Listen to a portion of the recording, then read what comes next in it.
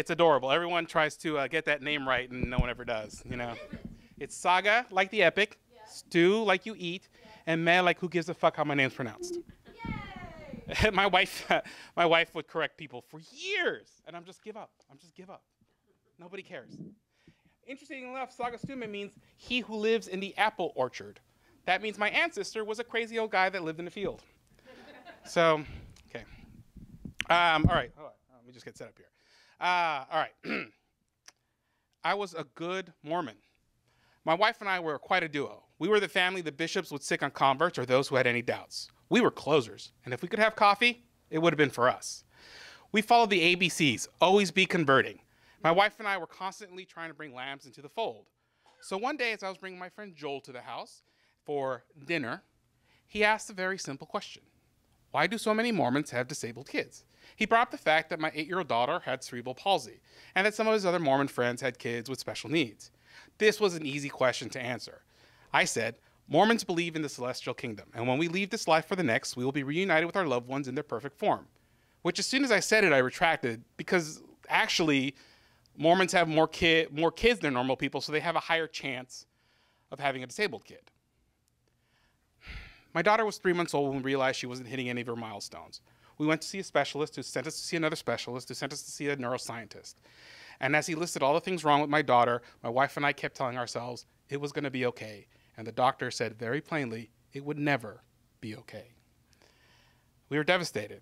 I was a brand new father, a new husband, and now a caretaker to a disabled child. I was 23 years old, and I had barely given up day drinking. I couldn't handle all this responsibility.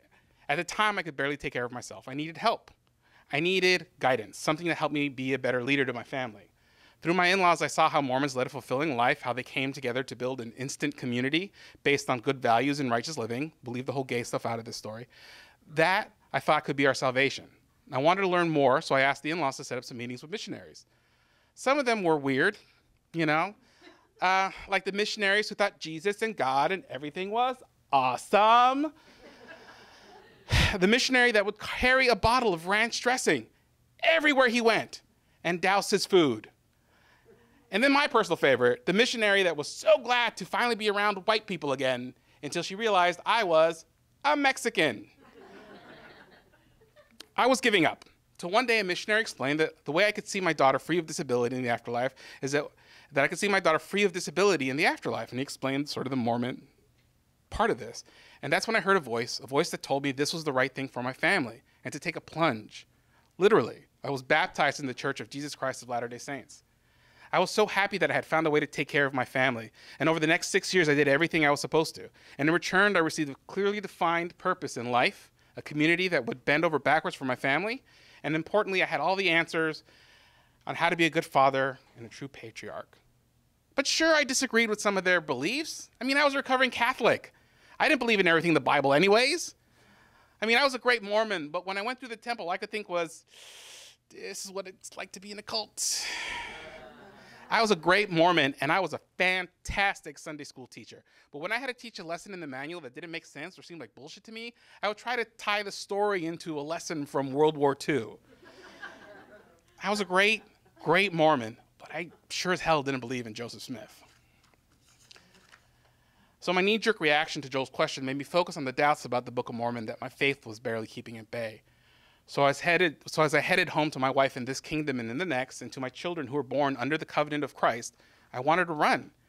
How could I leave my family without the church? The church was safe. The church gave me rules. It gave me a community, and it gave me a foundation to build a life around. Outside the church, all I had was the life my parents gave me, full of gray morality, no positive influence, no future. I like living in a world of honesty, but I was lying to myself and to my family. My apostasy, my fall from grace would cast us out into a world of sinners. The next day I had to go to church, and I had these thoughts swirling in my head. I got to Sunday school, and I stood there in front of the kids, and for only the 7th time in my life, I was at a loss for words. Everything in the lesson book seemed like a lie, and there was no voice guiding me that was guiding me or leading me toward God. I closed my eyes, and I told them a story. The story of how the Japanese killed 6 people in Oregon during World War II. You see, the Japanese built these bombs that were attached to hot air balloons called fire balloons. They launched them in the air and hoped the jet streams would carry them over to America. They launched over 9,000, but only about 300 made it to the States. One of these bombs landed in Oregon in a field and was discovered by 5 kids and a pregnant lady. I told them that they should be careful if they ever went hiking in the Pacific Northwest, because these bombs were still out there, and you never know when the past was going to blow up in your face. It was at that moment I realized I had to leave the church. No matter how I spun it, the missionaries willingly or unwillingly had manipulated me into joining the church.